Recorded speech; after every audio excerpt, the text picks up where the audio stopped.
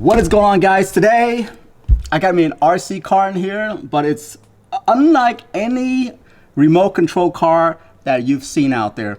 This is the Bison. The reason why it's called the Bison is because it's huge. All right, I mean, judging from the box alone, you know it. It's hard to tell whenever you're on the internet and see the pictures. But today I'm going to unbox this thing, let you see how big this thing is. And I may have to go out there and set up some ramps first before I take this for a spin. But anyway, first thing first. Let's go ahead and unbox this thing. And then we're going to go outside and play it. Let's go.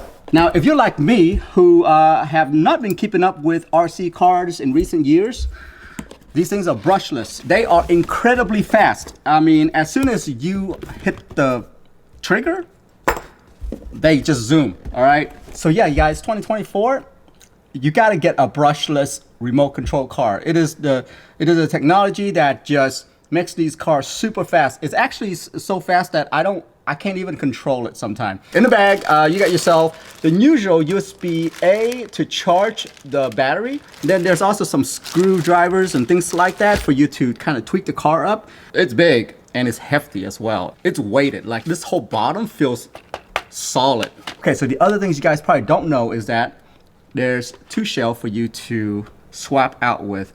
You want the blue one day, you can do that. Look, the blue matches with the tires. That's pretty cool. And then you can swap it out to the red. And on top of that, guys, these right here actually has a coating on it that you can actually peel off, a protection coating on it. Like a little plastic or something like that.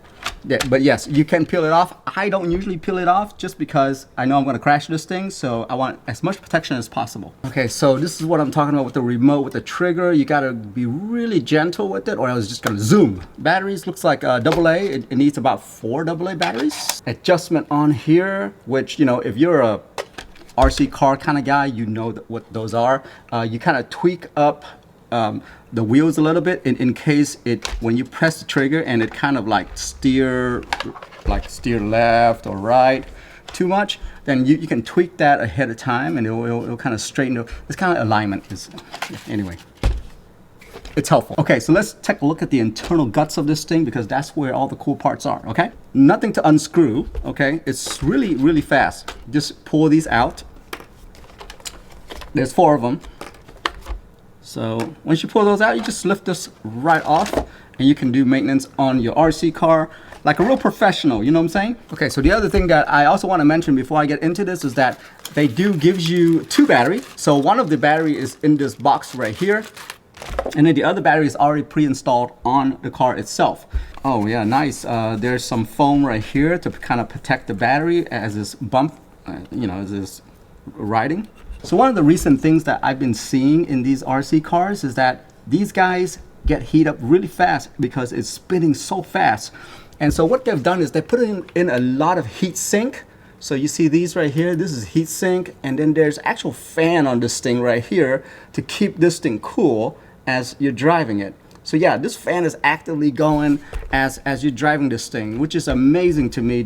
It just tells you the magnitude of the power that goes into something like this. Check out the shock on this thing. It's incredible. It looks so good. And look at that, as I'm pushing this. Here, check this out. Check this out. Look at that. It never touches the ground. You see that? So anyway, let's go ahead and plug this thing in. Let me charge up the batteries so that we can actually go out there and test this thing out. All right, let's do it.